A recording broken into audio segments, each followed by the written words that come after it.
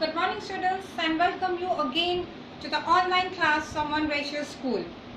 Yesterday, I have already started chapter 4, that is the other side. Okay, so today I'll continue with the same chapter. So, everyone, take out your book and get ready with the chapter.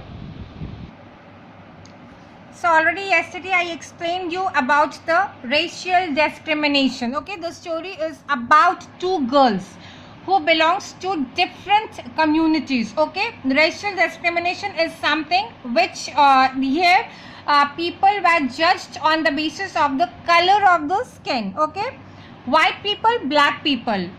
And I also gave you the introduction of both the girls, that is Annie and Clover. Clover is a black, dark complexioned girl, and Annie, she is a fair complexioned girl. Clear? Now, what we read yesterday, what I explained you yesterday, first I'll just explain you that. What we read, that there was a fence that runs through the town and separates the house from each other. Okay, that separates the place basically. One day, Clover, she was watching that Annie, she was standing on the other side of the fence.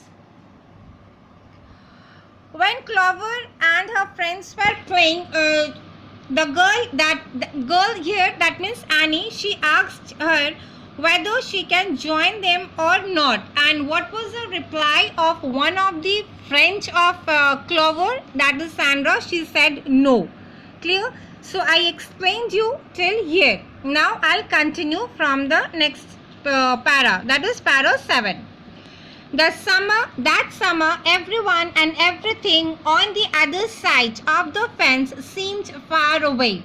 When I asked my mama why, she said because that's the way things have always been. That means no one used to come near the fence. And why it was so? Because that is the way they were divided because of that racial discrimination. Sometimes when mama and I went into town, I saw that girl with her mama. She looked sad sometimes. That girl did. Don't stare, said my mama. It's not polite. So sometimes when Clover along with her mother visits the town, she can see that Annie, she was also with her mother, and she feels that Annie is a little bit sad. Whenever she sees Annie, she feels this thing, and she keeps on looking at Annie. And then Clover's mother said that it's not polite to look at anyone like this. It rained a lot that summer. On rainy days, that girl is Annie, sat on the fence in a raincoat. That means she used to wear a raincoat and she sat on the fence. She let herself get all wet and acted like she didn't even care. So she gets herself all wet and then she acts as if nothing happened. Sometimes I saw her dancing around in puddles. Puddles are small holes where water gets stuck. Splashing, that means playing with the water, and laughing. So basically Annie enjoys the rainy season. Mama wouldn't let me go out in the rain. Let me go. Here let me go means we are talking about Clover. That's why I bought you rainy day toys. My mama said, you stay inside here where it's warm and safe and dry. So what is the thinking of Clover's mother? She never allows Clover to go out during the rain, or during the rainy season she gets her many rainy toys so that she can sit and play inside her house. As according to Clover's mother, it is safe to be inside the house during the rainy seasons. But every time it rained, I looked for that girl, and I always found her somewhere near the fence. And whenever it rains, Clover always finds Annie playing in the rain. Soon after, in the middle of the summer, the rain stopped. When I walked outside, the grass was damp and the sun was already high up in the sky. And when the rain stopped, Clover can go out because that then our mother allows us to move outside and she enjoys the sun.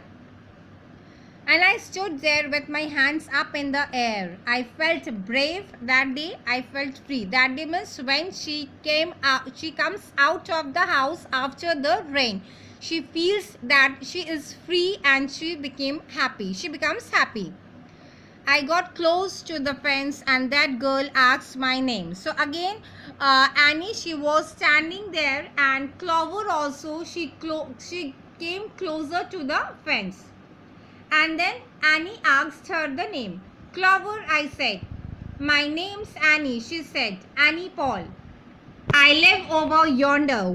Yonder means some distance where she can show her the direction of her house. She said, by where you see the laundry. Laundry means where fresh washed clothes were hanged up.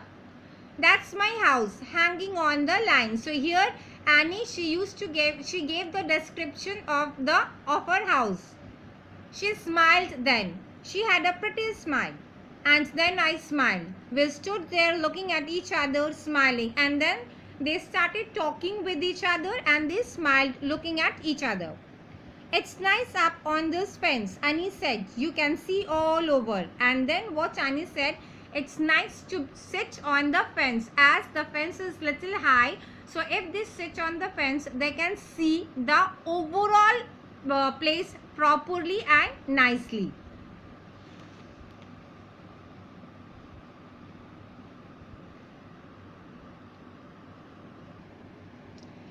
Okay, so let's for today, let's finish it here only. You read the full chapter and you try to understand what happens with their friendship, whether they were allowed to be friends, because as they both belongs to different communities. Okay, so for this you have to go through the whole chapter, and the next this page, that was page 31, I'll explain to you. I will going to explain you tomorrow in my next video. You will going to get the meaning of this page. Thank you.